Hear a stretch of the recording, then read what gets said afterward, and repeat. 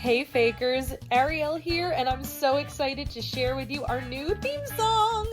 Thank you, Mike Getz, for creating it for us. We are so excited to have something not written by AI. So we hope you enjoy our intro, outro, and all that in between. Stay real, Fakers.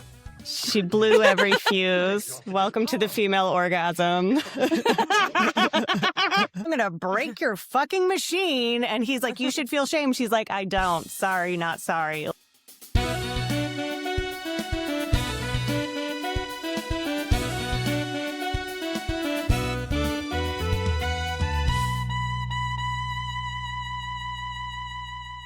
Hi, I'm Ariel Lee Cohen. Hey, I'm Morgan Smith. And we're the hosts of Faking It with Ariel and Morgan.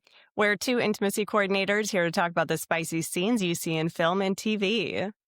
But working so much, I keep catching any sickness that's out there. I feel like I just recovered from the flu that was going around in January, kind of knocked me out. And then I feel like a week later, I immediately got sick again. And I was like, why? And then I had 2 overnights. You did. I'm still sleepy. Oh, it's boy. ridiculous. 1 overnight, and I'm out for the count for like a month. Actually, for our audience, both of us were offered a super last-minute gig that would be 2 hours from now, or maybe even an hour from... 20 minutes from now. Yeah, sorry, 20 minutes from now. Not only can we not do it because we're recording right now, but also you can't get any prep done in that time. The rate is terrible. And if you can't financially support your intimacy scenes, then you might want to cut them, particularly because it seemed like this one was new. They just added it on the day. It's not the way to go. It's not safe. I didn't get details of what the intimacy was, but my feeling is that it wasn't like they just added some kissing.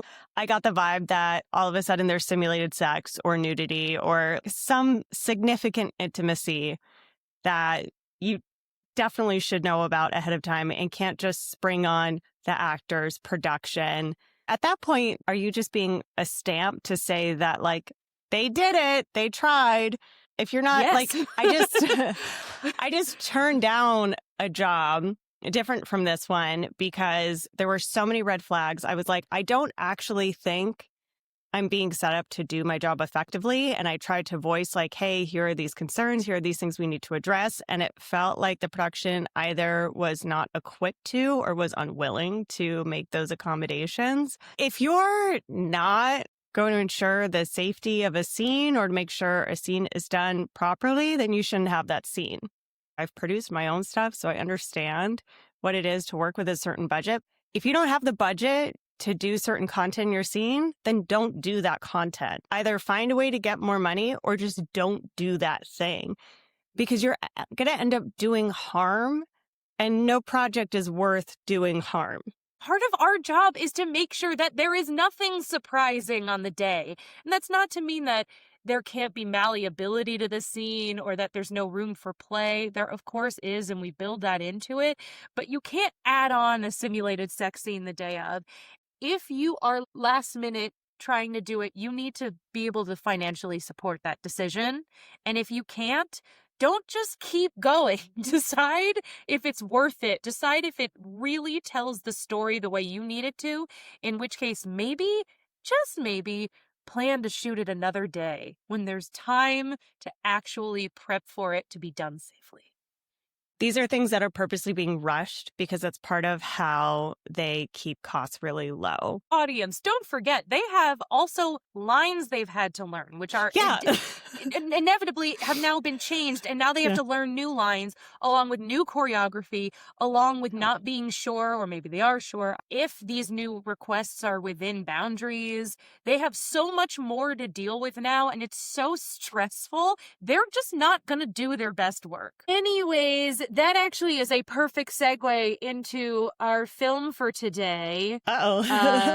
Which today we're going to be doing a classic, the 1968 sci-fi sex comedy, Barbarella. Woo! Have you seen Barbarella before? No, I haven't. What do you know about it, if anything? It was Jane Fonda's breakout role. It was highly sexualized, and she regrets doing it. That's all I know. Yeah, we'll get into the regret of it all a little bit later on. I saw this movie like 10 years ago, and I was like, this is the most insane thing I have ever seen. Everyone was just on every drug. I can't possibly imagine another way in which this was made. I really wanted to mention there was an article in The Guardian that tried to make a log line for the film, like their own log line. And this is perfect. It goes, Barbarella is Mr. Rogers as Jesus Christ as Marilyn Monroe, the sex bomb who will bring about world peace. Marilyn Monroe and Mr. Rogers as Christ figures. Yes, exactly. So just a little bit of context for what this is. Actors and characters that you'll see throughout these scenes are Jane Fonda as Barbarella and Milo O'Shea as Duran Durand. This was written by Jean-Claude Forest, who also wrote the best-selling comic strip Barbarella that it's based on.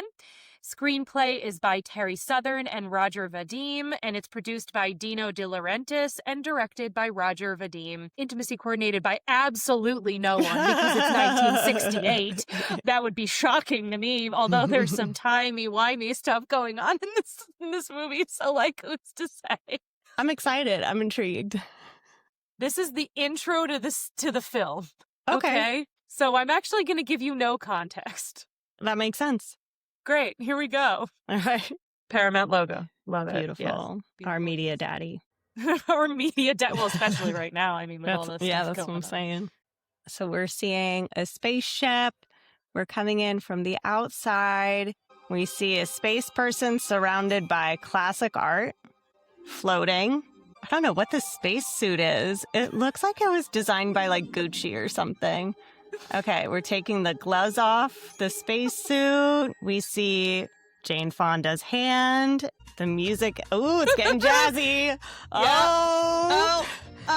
This is not your typical space movie. All right, she's floating around.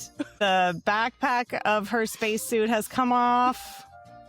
Now the legs are coming off. Is this how spacesuits worked? No. Okay, sure. This is a very sensual way of removing a spacesuit while also zero gravity because she's floating around upside down. Also, they hadn't even gone to the moon yet at the point that this film came out. Okay, now both her legs are out. It looks like she might have practically like been on a glass pane and just rolling around with the camera upside down. A helmet. Are we going to take it off? Or are we going to be coy? Oh no, the shield is coming down to slowly reveal Jane Fonda. Looking great. She's real pretty. They're taking their time. This is the slowest reveal of her face. And she's just like looking out. And now her hair's out. Oh, and she's shaking out the letters of Jane Fonda. I love that. Yes, I love 1960s credits. Another name came out of her suit and is dancing around the screen. She's really happy about it. Oh, she's naked under the spacesuit. And she's looking at all the letters that are shaking and dancing around her and covering her naked bits. David Hemming's name is covering the essentials. Oh, but we see Ariola. She's bent over and totally naked. And we see her chest and a little bit of rear and her back. And her arms are covering her naked chest as she rolls over. Now we see her back. And now she's reaching in a shag rug and turned gravity back on. I mean, taking off a spacesuit is so complicated. And apparently you really have to take your time and do it so that everyone slowly sees your naked body. It's fascinating to use the letters as mild masking, like masking her body parts, but it doesn't really do the best job because ultimately we do see quite a lot. It's very fitting for the time. Like, it's really cheeky and playful, down to like how the letters for the credits are like dancing around, the masking that they're doing. It's all about the tease. I mean, for 1968, showing a fully naked Jane Fonda is pretty scandalous. So the build up to this makes total sense for the time. This is like a 2-minute long scene of just pieces coming off, and it's not really explaining anything about the film. There is no exposition as much as this is our star naked. Look what we did. We did it. How cool is that? I mean, it does establish that we're in space and the movie's about Barbarella and she's gorgeous. Maybe there's art involved in the movie because she had some art pieces behind her. Nope. Okay, well, the art was there and it was pretty. I had wondered how they shot this scene, and you said she's on a glass plate. I'm like, that's exactly what it is. You figured it out so fast. I was mystified. I'm like, she's not wearing a harness. What is she on, man?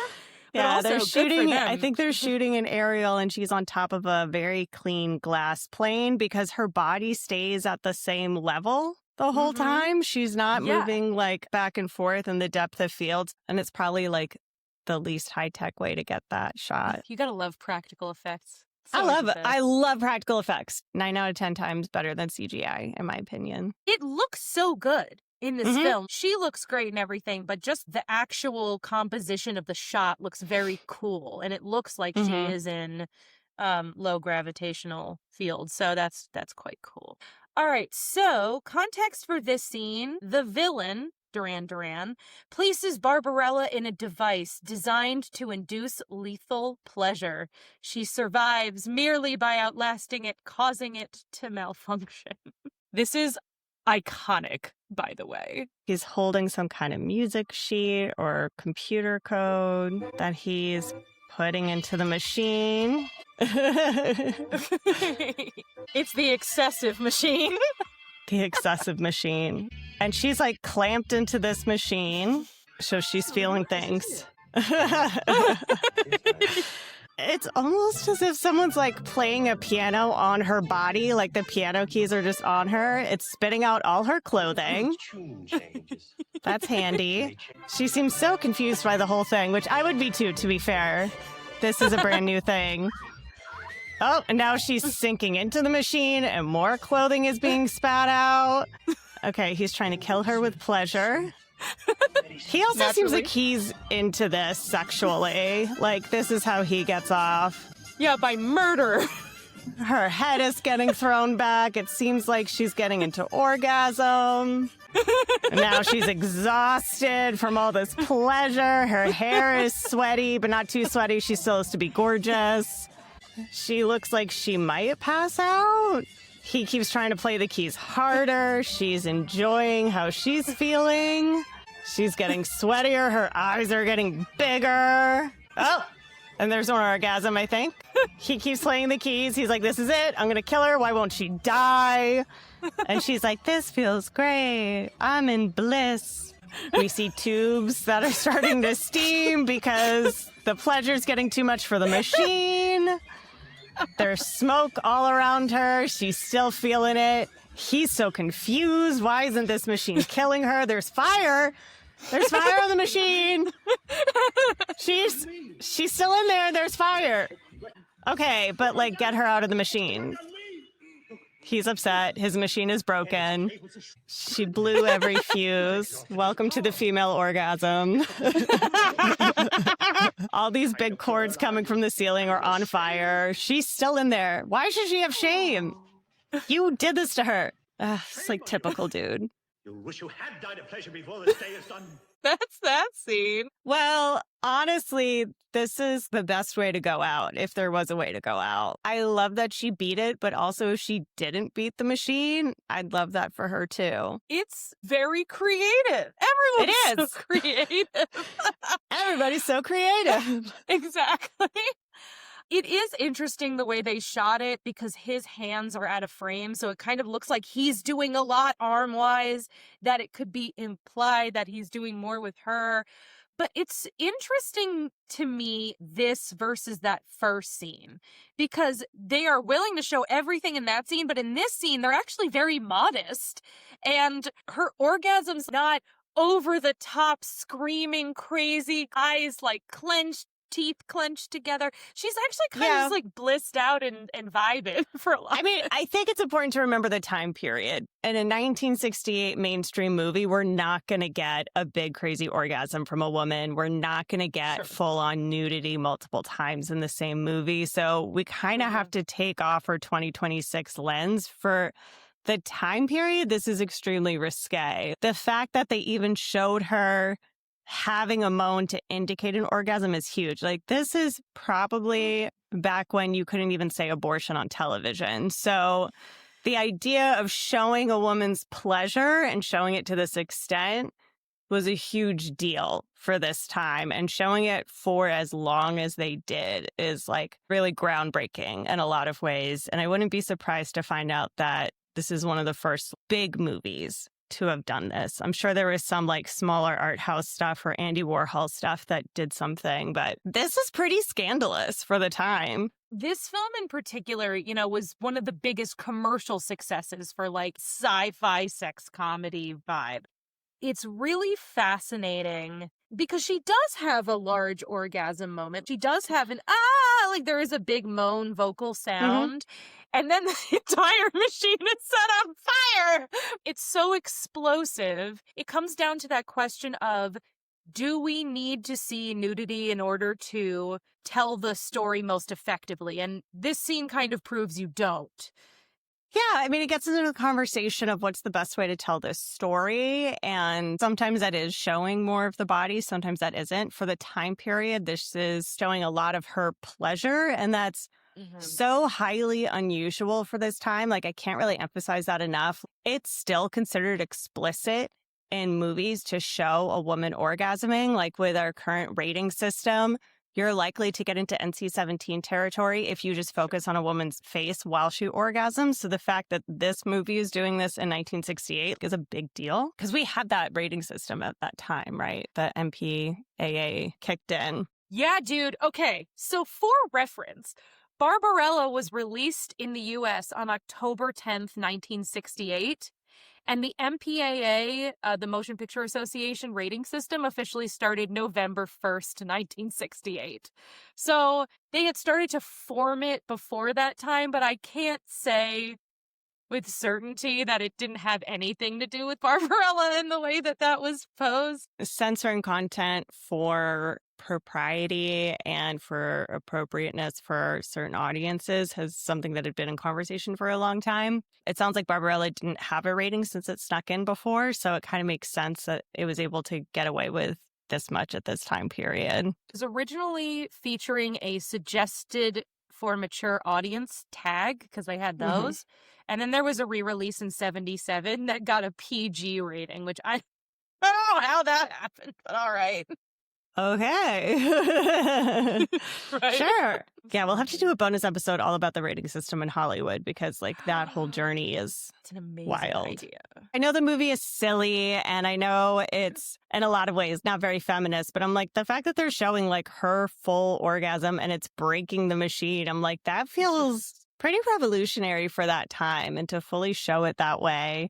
And he's saying, like, shame, like, you should feel shame, but we're on her side, so we don't. That's pretty cool. And I mean, the behind the scenes, I have a Vanity Fair article where it said Fonda recalled having to get drunk before shooting the nude scene for Barbarella. It was directed by her then husband, Vadim. And she was struggling with body dysmorphia at the time. And like psychologically, it was very difficult for her to do it. But then on the other side, there is sort of a funny thing where the scene had to be reshot because a bat kept flying between Fonda and the camera. For the opening scene?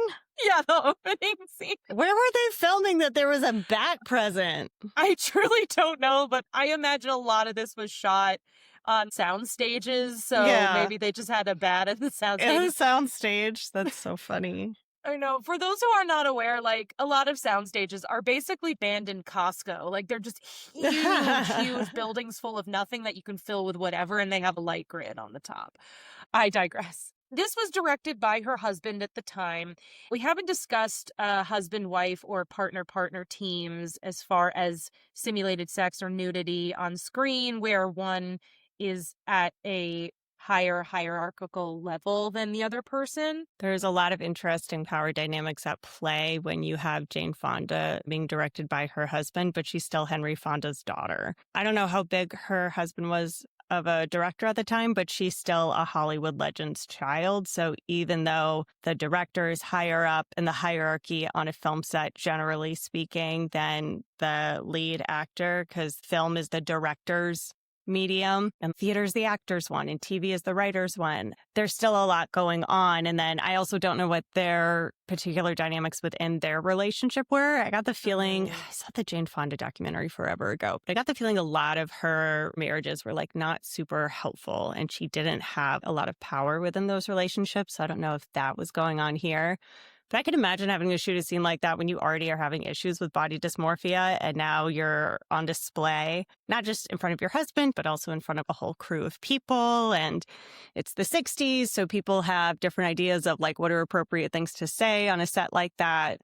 It must have been really challenging for her. In that same article I was reading before, she has a quote where she says, "Looking back now, I kind of enjoy it, but it was a terrible experience to make." Which, I get it. But I think on that note, maybe let's get into the spice scale. What do you think? Let's do the spice scale. Welcome to the spice scale, our not-so-scientific way of rating intimacy scenes based on consent and power dynamics, technical craft and coordination excellence, and heat factor. Each category gets a score from 1 to 5, with 5 being the highest. Then we add it all up to give the scene a final letter grade. So we already started getting into consent and power dynamics, how the scene depicts consent and power in the story, and if known behind the scenes. I feel like there's more of a conversation around the story of consent and power dynamics in the second scene, since the first scene she's alone, if we're talking about just in the world of the film. And they're actually really great in the second scene because this guy is literally trying to kill her with her pleasure. And it just, it makes me think a lot about like how overt Christian puritanical thinking was at this time. We were rebelling against these ideas that we should feel shame about sex. The sexual revolution is in full swing. So here is this older guy trying to tell this young woman, like, you're going to die because of all the pleasure you're trying to feel. And she was like, no, I'm not. I'm going to break your fucking machine. And he's like, you should feel shame. She's like, I don't. Sorry, not sorry. Like, I actually just feel great and your machine is garbage. And I love that. I love that message. Kind of inspiring, actually. Yeah. I want to break a machine. Yeah, I'd love to set fire to a machine with just how much amazing feelings I'm feeling. He thinks he is in control of the situation and that he has the power, but ultimately she has so much sexual power in her body that she is able to overcome what he's trying to do ultimately, which is, it is interesting with consent and power in that first scene, though. In the beginning, pieces of the astronaut suit are kind of popping off of her. They're being pulled from the ship itself, presumably. And then by the leg, she's pulling off her own things. Then she is sort of in charge of the narrative of what's happening at that point. And then there is sort of a pull back where you see this liquid draining from her helmet. It's unclear whether that's her doing that. Oh, is it liquid? I thought it was like a shield. I'm not sure. It looks like liquid to me. Something is showcasing her face at some point, and she is the one with the impetus to pull off piece by piece by piece. And she is sort of covering herself, but it's less an active motion as much as it's like she's just trying to kind of find her footing in this new gravitational space. But going back to that second scene, she is not consenting. She seems more confused. I mean, she's not consenting because he's put her in that machine and is doing stuff to her against her will. And then she starts to feel pleasure, but I don't think that indicates that she's consenting. I mean, I think they're both effective in telling the story they want to tell. Like, I guess I would give it a 5 because I didn't see like any discrepancy in what they were trying to say in the scene and how it was executed. Yeah, and I mean, it's so comically over the top. They have to be excessively clear. I mean, it's called the excessive machine. I'm down with 5. Technical craft and coordination excellence. The staging, film coverage, modesty, protection, choreography, and overall execution of the scene. Especially with the first scene, they do a really good job of hiding her pelvis. There's a couple times I think we see areola. We don't see her rear, especially her butt crack, which I think at that time, like, that was a big deal of like seeing the butt crack. I know with like Mary Tyler Moore on the Dick Van Dyke Show, it was a big deal when she wore pants and you could see like where her butt cups because the pants were tight enough. And that was a huge scandal. The fact that we were playing with these like very specific rules about what is and isn't decent, and they were pulling that off effectively. I'm like, they did a pretty good job there. And like the letter placement was like, it was cute. It's cute The but effective. letters. I really enjoyed the letters, how they like pop out of her suit and everything. I thought that was a lot of fun. I thought it was kind of well done. The choreography, it felt very dance-like in that first scene. Oh, for sure. Yeah. As far as like the coverage and modesty protection, I mean, I'm not sure what she was wearing, if anything. I don't think anything in that first scene, but it doesn't seem to me that areola or nipples were off the table as far as boundaries, but that maybe gluteal cleft was. And even we do see like part of her groin, but we don't really see much of it, and we only see it for like a split second. And the other scene, like she's covered completely by this weird piano machine. So Yeah. We don't even see the top of her breast tissue. It's just like the collarbone. Wait, can we go back for a sec? am I wrong? Maybe I'm wrong. I could have sworn we saw it for like a split second. This is fun to watch again. Yeah, it is. Okay, I think this is the part where she just takes this off. Because she probably is wearing some type of modesty garment, even if it's not an official one like we have now. Here, you can't see a lot, but like a split second of it. Yeah, the letters like come in pretty quickly. This is very important that we know what we're looking at. So important. Okay. That's I maybe think the she best has some peek kind at it. of modesty garment on because I see some kind of fabric that's covering her pubis and there's a little bit of pubic hair sticking out. So they either did something in post or she was wearing something. That's very possible that she was Do you see what I'm wearing talking something. about? There's like a distinct line. Yes. Yeah. I see what you're saying, particularly here Yeah. around David Hemmings. Around the N in David Hemmings. Yeah. There's definitely something we're seeing, but then it is covered by letters so quickly that we kind of like lose track of it and then it's done. Yeah, so there's a chance she was doing that naked on the day, but she was doing a lot to like keep her legs together, keeping them crossed, like moving in such a way to try to block that area, which you would do if you had a modesty garment on anyway, but you'd probably be even more cognizant of if you had nothing there. I do want to clarify, Jane Fonda doesn't regret doing this film. From my research, I have a Yahoo News article here. She kind of blames studios for trying to make work like this in the first place. And she said, we have to shame the studios for being so gender biased. We have to show that movies made by women make money. She said she took the easy road for a while and that ended with Barbarella, but she liked playing somebody that caused a certain generation of men to have their first erection. But then when she became an activist, she didn't want to put into that sort of sex object slot anymore. Right. So this is something she wanted to do. She had a hard time doing it. Like some films are difficult to do, but this wasn't a problematic experience for her. Well, that's good. At least as far as I'm able to tell from research. Aside from having to get drunk to do the first scene. Jane Fonda has gone on record saying that she wished intimacy coordinators existed at the time, and I think that she would have really benefited from one, frankly, in this situation, so she wouldn't have felt the need to get drunk beforehand. Anyway, back to what we were saying, though. So technical craft coordination excellence, what do you think? I don't think they wanted us to see her pelvis, so I'm going to ding that just on a 4 because it's so brief and we had to look back at it, but I'm like, I don't think that was intentional. It's so hard because they were not going for authenticity for sure on any of this, particularly that second scene. I wasn't 100% sold on her orgasm expressions on her face, but I also think that it worked for what it was doing. I'm cool with a 4. Heat factor. I think they're both as hot as they intend them to be. Like the first scene is obviously a striptease. Yeah, it's just eroticism. Yeah. Yeah, that's all it is. And then the second scene as well, it's just like, oh, we're slowly watching her reach orgasm and break this machine down. We're also seeing this guy kind of getting off on trying to destroy her. For me, it was a 5. For sure, heard. I think it's really interesting because the first scene is supposed to come across as very sexy and very fluid and almost like a burlesque-ish level, but without the comedic elements.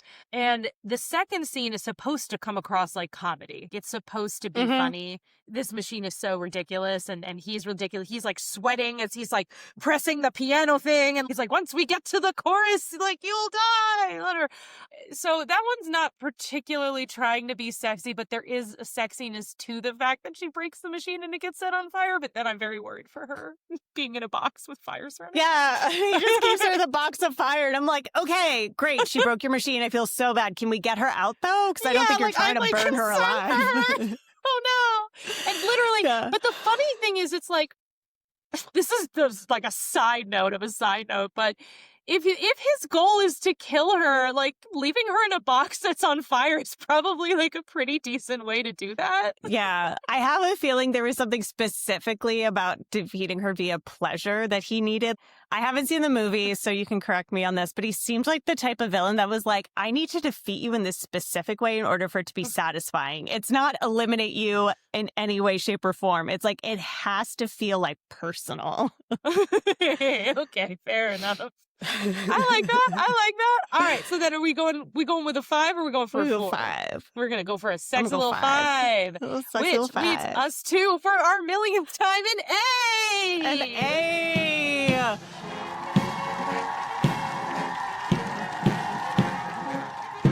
All right, so Ariel. Yes. We have a new segment now that we do when we have an A scene. Ruin it. So how would we ruin these scenes? And I'm going to add the parameters of, like, given the time period too. Well, it's interesting because usually when we ruin it, it's because it got an A because it's coming from the female gaze. We kind of push it to the male gaze, and that kind of tends to ruin it in some way. But this is from the male gaze already. So, okay, you could go comedic with that first scene, and you could have her like having a lot of trouble getting the outfit, getting it off. Breasts are jiggling in the space as she's like pulling off pieces of the outfit. That would make it much less fluid and sexy looking. Yeah, she's hairier, like her legs aren't silky smooth, and she has helmet hair when she takes it off, and like sweaty, smudged up makeup because she was like in a spacesuit. That's practical. You made it realistic. Yes. Oh, you know what would ruin it? Regular gravity. Like, she's just standing there, like, pulling off one piece, the other piece off. Like, that would suck. How would we ruin the second scene? It's so insane. I keep thinking of ways that I would make it better, but not ways that I would ruin it. I'm like, if she like made eye contact with him while she was like defeating the machine. Just staring and feeling at him. her pleasure, just staring him down. I'm like, that would make it better for me, not worse. It's very general. It's just her being touched. And I assume there's other stuff happening in the machine because it's obviously like taking her clothes off. I don't know if she's being penetrated by the machine underneath or something. But I think it's actually funnier that it's not specific. Yeah, I think it would ruin it if it were more specific. I think if we knew exactly the parameters of what it is that is making her feel good, maybe it's a tiny piano on top of her vulva and tiny pianos on top of her breasts, that would make it horrible. It could be so weird looking, and just like the comedy would be destroyed. It would just be about her body instead of the situation. Yeah. Yeah, I just realized too, it's like a piano, or it's like, you know, when a cat is making like biscuits? Making biscuits. That's kind of what the machine is doing on her. Oh my God. Here's another way to think about it. If they rebooted this movie and we're like, we're going to do like a 2026 version. And we're going to cast Margot Robbie, and she's going to be fucking the machine. I mean, I love Margot Robbie, but that's what they would do. For sure. Here is the dildo attached to the Highsmith machine. Like, and there it is, the excessive machine. Yeah. It becomes so excessive that it would become there's excessive. Nothing campy about it. It's not campy. It's not fun. They go for something that's too real. They miscast the machine as an animal, or I don't know. Cool. I think we sufficiently ruined it. These scenes were interesting. I think Barbarella is really interesting because it shows how, early cinema treated sexuality as this visual spectacle first and human experience second. And the nudity and simulated pleasure scenes are really designed around fantasy, performance, the male gaze, instead of, character-driven consent, communication, any level of emotional realism, This is something we've talked about because we try to have variety in the types of projects we discuss. And we're like, man, like, how come we can't get stuff before the 80s? And it's actually really hard because a lot of movies before that time and television shows really didn't show very much intimacy because they couldn't for a lot of different reasons. And it took a long time before we really started to see stuff. And this is still like such an early version of like, oh, we're really seeing stuff on screen. We're seeing her orgasm. And like, I don't think you could say pregnant on TV at this point, but you could see her orgasm. Like, it's crazy. Absolutely. Do you have anything to plug?